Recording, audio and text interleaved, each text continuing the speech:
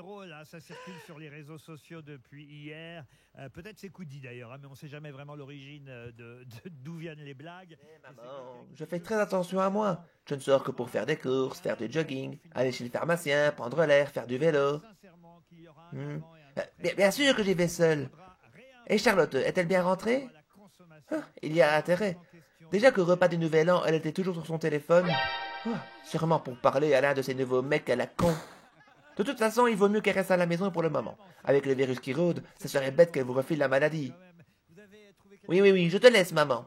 Oui, moi aussi je t'aime, maman. Je te fais plein de bisous, maman. Salut, maman. C'était ma maman. Ah bon? Je ne l'avais pas compris. Vous pensez à lui téléphoner de temps en temps, vous? À qui? À votre mère? Mais non. À votre sœur? Mais ne dites pas de bêtises. Vous êtes trop vieux pour le téléphoner. Bah voyons. À vos parents. Sonnez-vous à vos parents. Bah oui, je leur sonne souvent par Skype, ainsi ça me permet de les voir. Skype? Les voir? Ah, encore une de vos inventions. Mais vous savez bien, je n'invente rien, sergent. Premier sergent-chef, vous voulez dire. Et merci encore pour la promotion, hein. De rien. Enfin, si je n'avais pas fait, je me serais certainement fait engueuler. Ah bon? Par qui? Non, rien. Oubliez, c'est pas important. Mine de rien, je vous rattrape pas dans les grades. Pourquoi les Belges tirent-ils toujours à côté des buts lorsqu'ils jouent à l'étranger? Parce qu'on leur a dit que les buts valent le double à l'extérieur. Les cons. Très marrant. En attendant, on a bien mieux joué qu'eux à la dernière Coupe du Monde, hein. Oh. En attendant, ceux qui ont gagné la Coupe du Monde, hein, vous savez, on ne retiendra que les vainqueurs. Si vous le dites.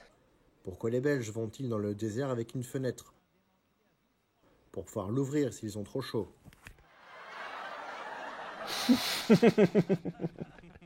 Oh là là. Mais ils sont cons. On n'a pas besoin de fenêtres dans le désert. Mais voyons, sergent, c'est une blague, c'est pour rire, faut pas prendre ça au sérieux. Premier sergent-chef. Mais j'aime bien rire. Mais pas qu'on rigole de nous, comme si nous les Belges, nous étions des cons. Oh, pourtant, des fois, quand on vous entend parler... Vous avez dit quelque chose? Non, rien. Pourquoi les Belges vont-ils dans les magasins avec un seau d'eau? Pour payer en liquide. Mais vous allez arrêter d'écouter ces conneries? Ils se moquent de nous, là. Vous aimez tant que ça être humilié? Mais voyons, calmez-vous. C'est juste une blague. Vous savez, dans le but de faire rire. Ça se voit que vous n'avez jamais vécu dans une famille avec la double nationalité. Pour un demi-français, je trouve que vous avez quand même pas mal de problèmes avec eux. Ouais, je suis à moitié français. Ça veut dire que je suis à moitié bête. Oui, enfin, ça dépend du point de vue dans lequel on se trouve. Hein. Qui a inventé les sous-marins? Les Belges, en essayant de construire un bateau. Cette fois, c'en est trop. Sergent, si vous vous approchez de cette radio, je vous préviens, je vous envoie escalader le mont Karui avec tout le pactage et toutes les revues cochonnes du régiment compris. Premier sergent-chef. Mais je n'aime pas entendre ces moqueries sur les Belges. Les Français se foutent toujours de nous en pensant qu'ils nous sont supérieurs. J'en ai marre à la fin. Mais voyons, ces blagues sont universelles. Remplacer le peuple belge par les Coréens, les Colombiens ou les Dorniens, ça revient au même. Non, là ce sont des humiliations. Eux aussi ils ont fait des conneries dans le passé. Ben oui, vous le savez bien. Je l'ai expliqué lors de la vidéo sur la percée de Sedan. Mais oui, en voilà une super idée. S'il vous plaît, faites ça pour moi. Voyons, sergent. Par 4 fois, j'ai déjà repoussé vos avances. Que vous êtes drôle. Je sais que vous avez un petit syndrome de la page blanche en ce moment. Et pour la 50e fois, c'est premier sergent-chef. Ouais, ça va, mais laissez-moi le temps de m'habituer à votre nouveau grade. Mais je trouve ça surprenant que vous connaissiez ce terme, l'expression page blanche. Eh, je suis culturé, moi. Hein. Pour le prochain chapitre, expliquez donc la défaite française en 1940. Je sais pas. Vous savez, j'ai pas le moral pour parler d'une défaite et j'ai pas non plus forcément beaucoup d'inspiration là. Et oh là là, je peux essayer quoi, mais voilà, non. Allez, mon adjudant, bougez-vous les fesses. Tout YouTube vous regarde là. Et appuyez bien sur le fait qu'ils ont été battus à plate couture surtout. Vous savez, l'armée française n'a pas été aussi ridicule que ce que les médias ou les films comiques ont pu montrer dans ce temps-là. Pas grave, vous allez pouvoir régler la note et remettre les choses à leur place. Je crois en vous pour faire des vidéos de top qualité. Deutsche Qualität, même. Vous savez quoi? Vous avez raison. Partons pour le deuxième chapitre, l'histoire de la campagne de France du mois de mai et de juin 1940.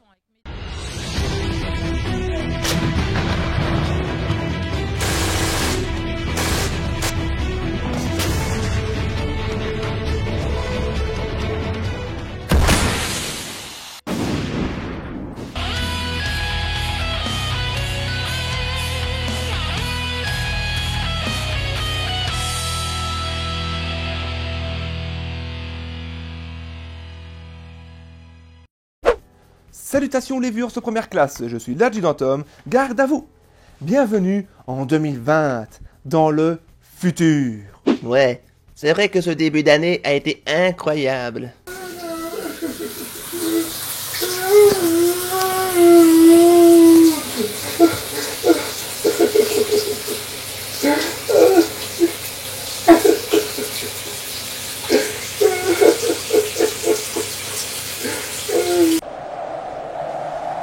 Après un premier chapitre de mise en bouche où je vous avais expliqué l'invasion de la Belgique et la campagne des 18 jours, il est temps maintenant d'avancer dans le temps et de voir la suite logique à cette invasion, la campagne de France qui s'est déroulée en mai et juin 1940.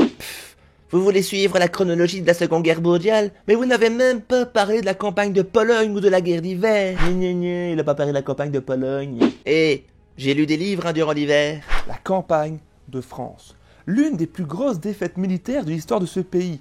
Un sujet qui est encore ouvert au débat, étant donné que ça peut heurter les pensées de chacun ayant son opinion, sa conviction par rapport à cette défaite. C'est pour cela que je vais essayer de rester le plus simple et le plus neutre possible avec ma vision de youtubeur belge. Bref, si je fais preuve d'imprécision, merci d'être gentil avec moi. Comme pour le chapitre 1, j'ai décidé de traiter du sujet de la campagne de France en 5 vidéos. Chacune de ces vidéos, je parlerai d'un événement très important qui s'est déroulé durant cette campagne de France. Cependant, ne vous inquiétez pas, je parlerai également des plus petits événements dans les autres formats de vidéos de la chaîne. Dans ce premier épisode, je ne vais pas forcément vous parler de la guerre, je vais surtout essayer de faire une grosse synthèse de comment était la France durant la période de l'entre-deux-guerres. C'est-à-dire comment la France était à la fin de la Première Guerre mondiale, comment la France va gérer la crise économique des années 20, et enfin comment la France va se préparer au début du conflit qui va commencer le 1er septembre 1939. Eh ben, ça en fait des choses à dire. En effet, premier sergent-chef, on n'a pas le temps de traîner. Après 4 terribles années, la France sort meurtrie de la guerre. Le nord et l'est de son territoire sont en ruine. Le peuple pleure ses héros, qu'ils soient tombés du côté de Verdun, de la Somme ou un peu partout ailleurs. De plus, la guerre a laissé très peu d'espoir à un retour à une vie normale, étant donné que la population a subi de terribles séquelles physiques, psychologiques ou tout simplement par la destruction des villes et des villages. Financièrement, le pays en a pas mal bavé également. L'effort de guerre a fait fondre l'économie de la nation. Parce qu'il ne faut pas oublier une chose, c'est qu'en temps de guerre, il faut les acheter, les véhicules, les munitions, et les obus et les armes. Et pour tout ça, c'est l'État qui va casquer. Et la France n'a pas encore fini de payer. En effet, à la suite des nombreuses destructions, il faut réparer le pays. Alors en plus des villes et des villages, la France va devoir réparer son industrie, ses usines qui ont été détruites, ainsi que son réseau de transport. On estime les frais de réparation à environ 34 milliards d'anciens francs. Et croyez-moi, c'est une sacrée somme. 34 milliards de francs français? Je me demande ce que ça fait en euros. Oh, en tout cas, on peut en acheter des PlayStation 5 avec ça. Le secteur industriel va également en prendre un sacré coup. En effet, beaucoup d'ouvriers ont été tués et beaucoup d'usines ont été détruites. Cependant, si on regarde dans les chiffres des victimes de la Première Guerre mondiale, on peut voir que du côté français, d'un point de vue des soldats, la majorité de ces soldats provenaient au fait du secteur agricole. En effet, à l'époque, la France est encore un pays très rural et la perte de tant de main-d'œuvre pour le secteur agricole va également être un coup dur. Cependant, la France n'était pas non plus dans le fond du trou. Elle ne ressemblait quand même pas à l'Allemagne d'après-guerre. La nation avait les moyens de se redresser avec l'aide des USA qui acceptèrent de prêter une somme d'argent faramineuse pour l'aider à se remettre sur pied. En plus, les Français pouvaient aller se servir de la matière première allemande. En effet, une partie du territoire allemand étant maintenant sous contrôle militaire français, ça aide. La France était un pays en pleine reconstruction. Elle pouvait donc poser de nouvelles bases, les institutions de la Troisième République étaient maintenues et doucement, la vie reprenait son cours. Un pays en ruine, c'est un pays que l'on doit reconstruire, et ceci va ainsi permettre la possibilité d'offrir de nouveaux emplois pour le peuple. Mais ce sont surtout les femmes qui vont en bénéficier. Durant la Première Guerre mondiale, les femmes vont comprendre leur importance, étant donné qu'elles vont remplacer les hommes, que ce soit dans les usines ou dans les champs. La fin de la Première Guerre mondiale, c'est le début de la première révolution féminine, ce qui va pousser les femmes à revendiquer des emplois qui étaient auparavant réservés uniquement aux hommes, dans les usines, mais également comme avocates ou médecins. En gros, c'est le début de la fin de la vision qu'avait l'homme de la femme, qui consistait à la femme à la maison et l'homme au travail. Oui, bien sûr, mais il ne faut pas oublier une chose, c'est qu'après la Première Guerre mondiale, le nombre d'hommes en France a pas mal diminué.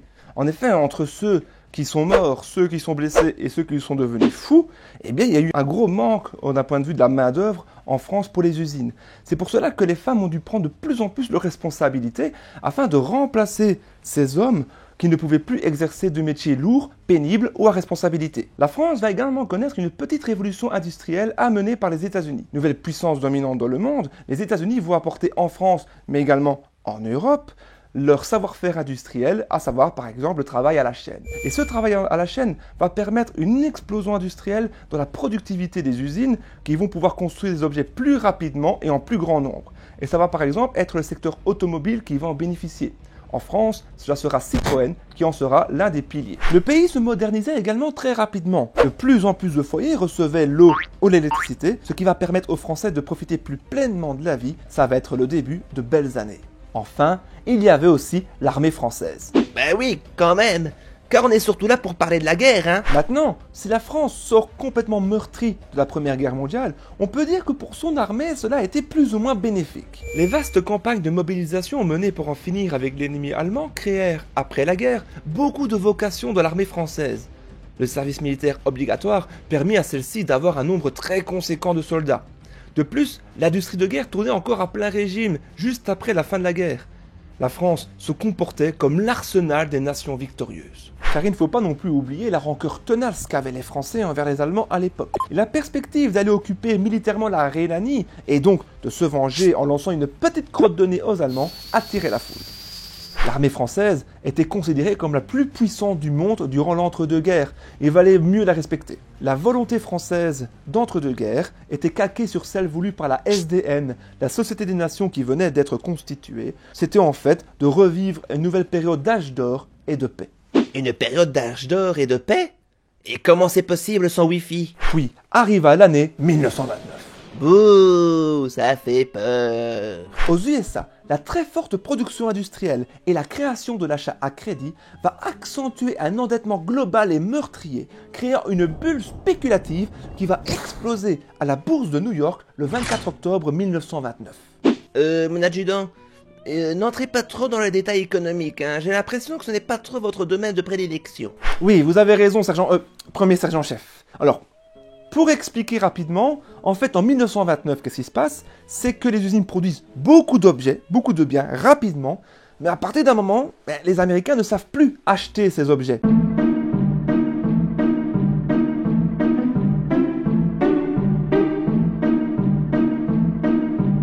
Le krach de 1929, au fait, c'est un bordel monstrueux qui va exploser à la face du monde. Si vous voulez vous faire une image, vous pouvez aller consulter des sites interdits aux moins de 18 ans. Si ce sont les Américains qui sont touchés en premier en 1929, en France, il faudra attendre 1931 pour en subir les conséquences. Et les conséquences, elles vont être désastreuses. Chômage, fermeture d'usines, mécontentement national dans l'Hexagone. Le krach de 1929 va venir mettre fin à la belle poussée consommatrice portée par les belles années d'après-guerre. En plus de ça, ce krach boursier fait en sorte que les banques tombent en ruine. Pour sauver leur peau, les banques augmentent leur taux d'intérêt, ce qui appauvrit la population, faisant baisser leur pouvoir d'achat, tout en augmentant les prix des produits. Bref, c'est la panique dans les chaumières. C'était le bordel dans le pays. L'économie était en perdition. Les politiciens s'entre-déchiraient. La population française était de plus en plus au chômage et de plus en plus pauvre. Le gouvernement, pour sauver les meubles, décida alors de réduire le budget alloué à l'armée française afin de l'injecter ailleurs. Une décision lourde de conséquences, car elle va ralentir la modernisation de l'armée française, ce qui aura de larges conséquences plus tard. Mais si cela ne suffisait pas, pendant tout ce temps-là, la France devait continuer à rembourser sa dette qu'elle avait envers les Américains. Bah oui, pour reconstruire le pays, il faut bien avoir de l'argent. Et la France, qui était un peu en panne économiquement, s'est donc tournée vers les États-Unis pour leur demander de leur faire un très gros prêt. Et les Américains, eux, se sont absolument pas privés de faire un gros chèque à la France. Une scission politique éclata alors en France. Une partie des députés n'admettant pas que la France, pourtant victorieuse du premier conflit mondial, continue de rembourser la dette aux États-Unis, alors que pendant ce temps-là, en Allemagne, pays qui avait perdu la Première Guerre mondiale, on avait arrêté de rembourser les USA. De nouvelles élections sont alors organisées en 1936, avec la victoire surprise du Front populaire, mené notamment par Léon Blum. Le Front populaire, qui est une sorte de front commun de la gauche, battit de justesse les fronts de droite. Il y avait également cette crainte de la montée des ligues d'extrême droite en France. La ligue d'extrême droite, qui voulait surfer sur les succès hitlériens et mussoliniesques en Allemagne et en Italie, voulait gagner des points et voire même remporter les élections, et ça, en France, eh bien, on en avait peur. Les prix augmentaient, ainsi que le chômage, et un ras-le-bol européen poussa à la montée des différents partis nationalistes. Les Italiens, avec Benito Mussolini, lancèrent le bal, suivi de près par Adolf Hitler en Allemagne.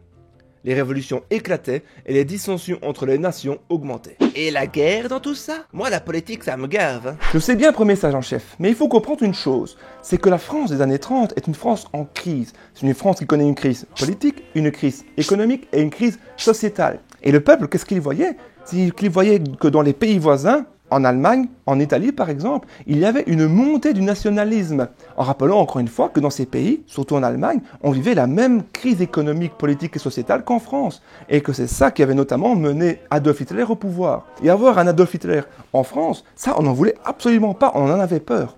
Alors si j'ai très grossièrement vulgarisé la situation politique et économique de la France dans les années 20 et dans les années 30, il faut cependant l'expliquer parce que c'est ça qui va expliquer la suite des événements. L'arrivée du Front populaire au pouvoir en France était la preuve de l'influence du secteur ouvrier sur le pays. Le Front populaire au pouvoir, qu'est-ce que c'est? C'est la création des congés payés, c'est la baisse du régime d'heures de travail quotidien, mais c'est surtout la nationalisation de l'industrie de guerre. Parce qu'en fait, avant ça, qu'est-ce qui se passait? C'est que les industries de guerre, les industries qui construisaient des armes, elles étaient très souvent privées et manquaient de moyens.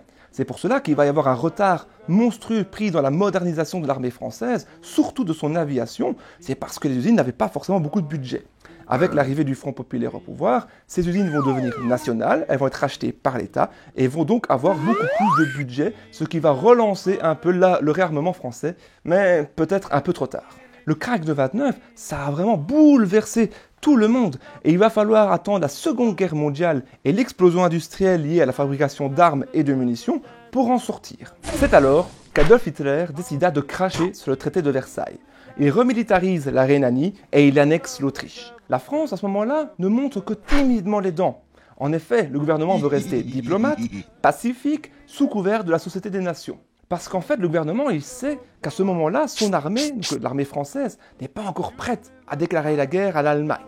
De plus, il existait des tensions avec son allié britannique à cause de l'invasion italienne de l'Éthiopie. Et les Français avaient peur que s'il déclarait la guerre à l'Allemagne à ce moment-là, eh bien son allié britannique se retire, laissant la France toute seule.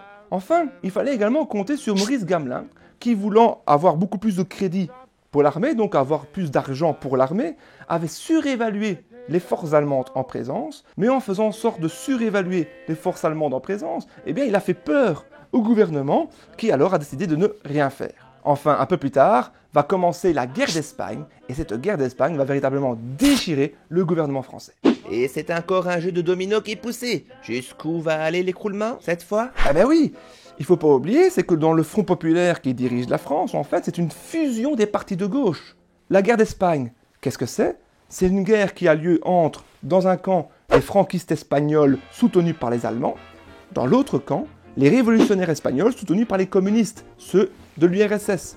Et donc, dans le Front populaire, dans le débat pour savoir si on devait envoyer une aide militaire française en Espagne, vous aviez d'un côté les communistes du Front populaire qui étaient pour envoyer l'armée française en Espagne, et de l'autre côté, vous aviez les socialistes qui étaient dans le même parti, qui eux étaient contre une intervention militaire. Bref, la guerre d'Espagne, ça va véritablement déchirer le gouvernement français. Finalement, de tout ça, la France ne va pas intervenir militairement, ce qui va encore plus créer une dissension entre les socialistes et les communistes et faire branler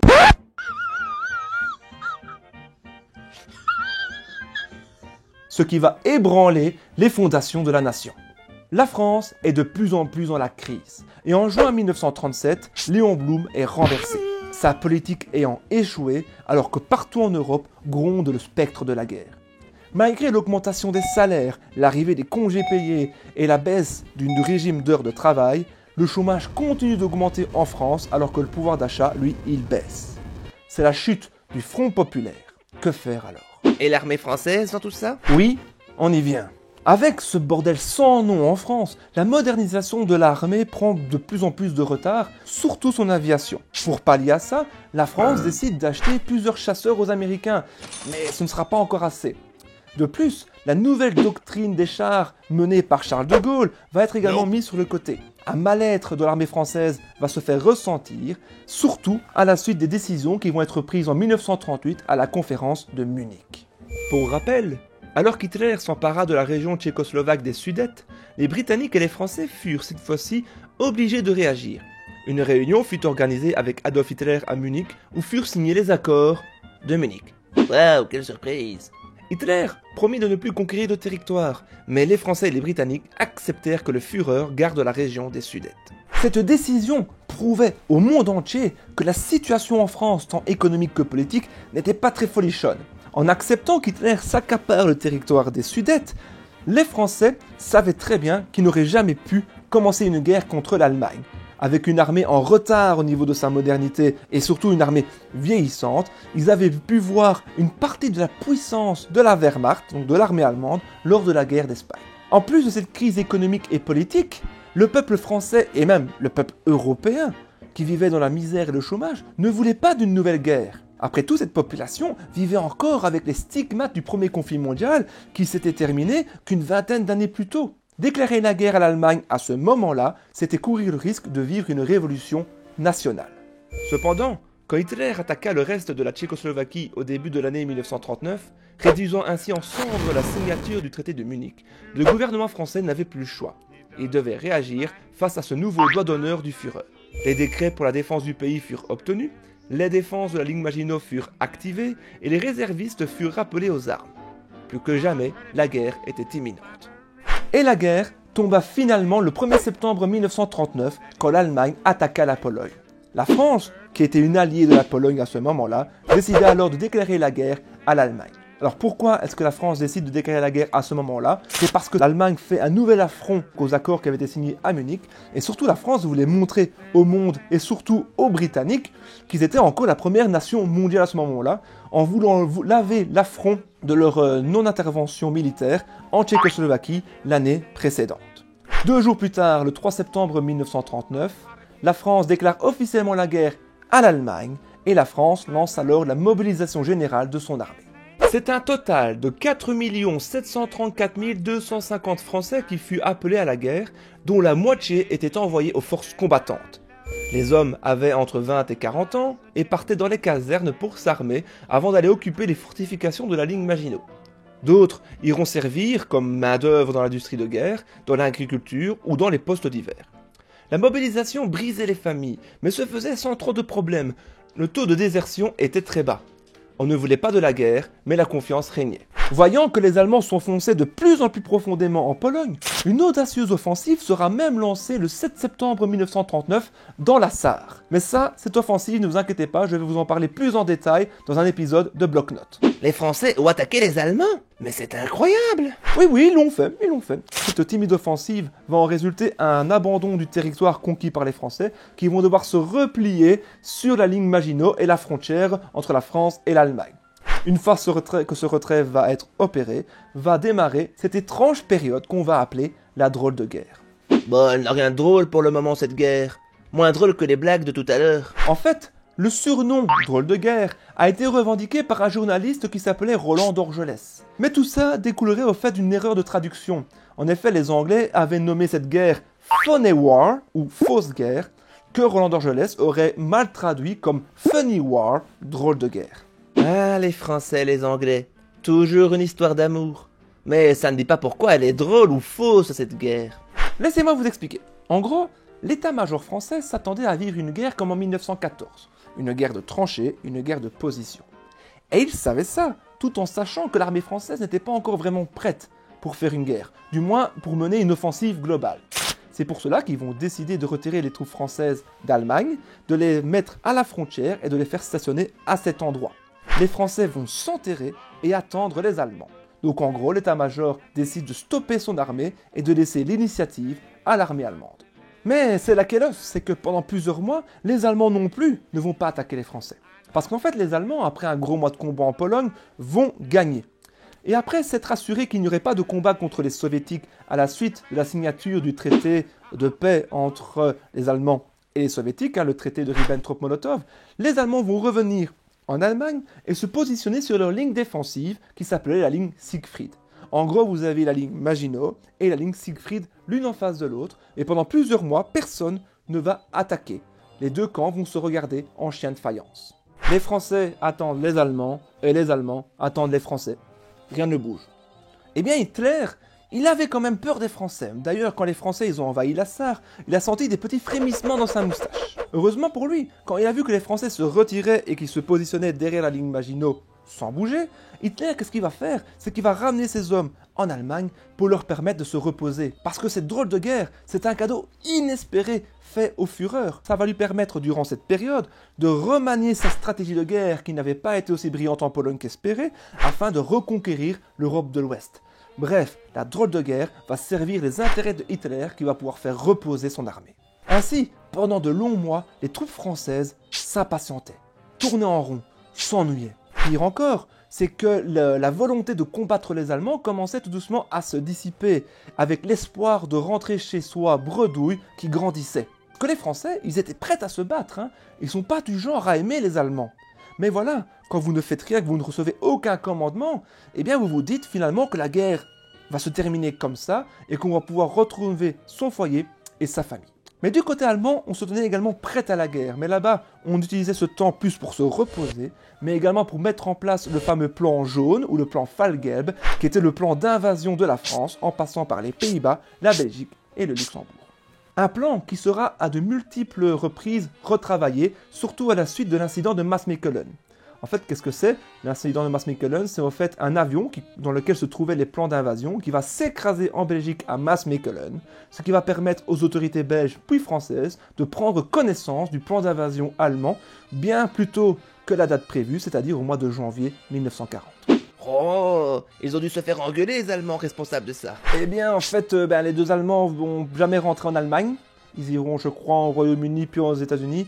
Mais leurs familles ne vont pas connaître des jours heureux. Maintenant, durant cette période, c'est pas parce qu'il n'y a pas de guerre que les Français ne travaillent pas. Ainsi, l'état-major français est en train d'élaborer un plan qu'on a appelé le plan Deal, qui sera transformé après en plan Deal-Breda, en association avec les Britanniques. Alors en fait, ce plan, qu'est-ce que c'est? Il consistait, si les Allemands attaquaient la France par la Belgique, à bloquer l'avancée des Allemands sur le territoire belge. Oui, parce qu'après tout, quitte à faire la guerre et à détruire des choses, autant faire la guerre en Belgique. Ce plan, en fait, il consistait à envoyer des troupes, les troupes les plus fortes, les plus expérimentées vers le centre de la Belgique, les Britanniques allant plus vers le nord, délaissant la région des Ardennes et sa forêt, qui était jugée à ce moment-là infranchissable pour les chars allemands. Après plusieurs mois à s'emmerder, la guerre reprit brusquement avec l'invasion du Danemark et de la Norvège en avril 1940, l'opération Weserübung. Mais pour en savoir plus sur cette attaque, je vous mets en lien une vidéo de mon ami Neo035 qui résume plus ou moins la situation. Un corps expéditionnaire, mené par les Français, les Britanniques et des Polonais, va foncer sur le port de Narvik par où devait transiter le minerai de fer suédois. Et après plusieurs batailles navales, c'est finalement le corps expéditionnaire, donc les Alliés, qui vont remporter le combat. Ce sera d'ailleurs l'une des seules et uniques victoires alliées durant cette période de la guerre, jusqu'à ce que les Allemands envahissent la France et que les Alliés soient obligés de retirer leurs troupes du nord de la Norvège. Cette victoire à Narvik va donner un petit baume de confiance dans la tête et dans le cœur des soldats alliés, britanniques, polonais et français. Même si, bon, on va dire, cette victoire à Narvik est essentiellement due à la puissance de la marine britannique. Une fois que cette victoire va être acquise, c'est vraiment le moral des troupes qui va se ressentir regonflé. Dans la tête des soldats, surtout français, on se sentait prête pour la guerre, on avait battu les Allemands, on se sentait en confiance, peut-être même un peu trop. Comme d'habitude, les Français ont joué les chauvins? Eh bien, premier sergent-chef, oui et non. C'est un peu spécial. Il faut savoir, c'est qu'à la veille du 10 mai 1940, l'armée française, qui, malgré ce qu'elle avait vécu auparavant avec toute la crise politique, était encore considérée comme la plus puissante armée du monde. Elle comptait un réservoir d'hommes et de soldats assez conséquent, surtout grâce à ses colonies, et pouvait compter parmi ses généraux des soldats, des généraux qui avaient vécu la Première Guerre mondiale. Donc il était normal pour les soldats français à ce moment-là d'être un peu plus en confiance, on ne pouvait pas leur reprocher cela. Mais la désillusion va arriver, enfin! Et une fameuse de désillusion. Le 10 mai 1940, Hitler lance le plan jaune. Il envahit les Pays-Bas, la Belgique et le Luxembourg dans le but d'atteindre la France. En réponse à ça, la Belgique déclare la guerre à l'Allemagne. Les Français lancent le plan d'Il-Breda comme prévu. Ils massent leurs troupes vers le centre de la Belgique sur la Meuse, alors que les Britanniques vont plus aller vers le nord du pays, délaissant la forêt des Ardennes. C'est ainsi que démarre la campagne de France. Merci à tous pour avoir regardé ce premier épisode du deuxième chapitre dans lequel je vais parler de la campagne de France. Alors, pour les grands historiens de l'histoire de France, je m'excuse déjà, je m'excuse encore, si j'ai fait des imprécisions quant à la politique française ou l'état économique de la France avant la Seconde Guerre mondiale. Encore une fois, voilà, j'ai pas forcément beaucoup de connaissances. Donc je tiens à remercier les gens qui m'ont corrigé, notamment Baptiste de Parlons Histoire ou Néo, qui m'ont donné des conseils sur les choses que je devais dire. En tout cas, quant à moi, on se retrouve très bientôt pour de prochaines vidéos. Donc ça va commencer un peu à dérouler, hein. On va faire des blocs-notes, on va refaire des garages de Wally avant de reprendre des zones de guerre et ce genre de vidéos. Si vous aimez la chaîne et que vous voulez participer à ce que la chaîne puisse grandir, n'hésitez pas encore une fois à vous abonner, à mettre un pouce bleu, mais également à mettre un commentaire en dessous de la vidéo. J'insiste surtout pour cette vidéo-ci, que vous mettez des commentaires si j'ai fait des petites erreurs. Ça arrive, encore une fois, je rappelle que je ne suis pas français, je suis belge, que personnellement l'histoire de France avant la Seconde Guerre mondiale, voilà, ce n'est pas trop mon credo. Donc voilà, si j'ai fait des erreurs, je m'excuse. Mettez en commentaire, hein, si jamais j'ai fait des erreurs ou des imprécisions, comme ça permettra aux gens d'en apprendre un peu plus. N'hésitez pas non plus à aller voir les sources que je cite en description, parce qu'elles sont quand même multiples et pas que sur internet. C'est pour cela que je remercie d'ailleurs ma petite chérie de mon cœur qui m'a offert un très beau magazine où j'ai pu pêcher de nouvelles informations pour compléter la vidéo. Chers viewers de première classe, rompez et surtout n'oubliez pas, c'est en oubliant la terreur qu'on retombe dans le malheur. Et oui, je sais, je ne suis pas en tenue belge, mais en tenue de MP de la 9e division d'infanterie. C'est parce que maintenant, je commence à avoir une belle garde-robe et je vais un peu switcher dans mes uniformes pour que vous les voyez et pour mettre un peu de changement. Voilà, allez, reposez-vous bien, prenez bien soin de vous en cette période difficile et on se voit très bientôt. Salut!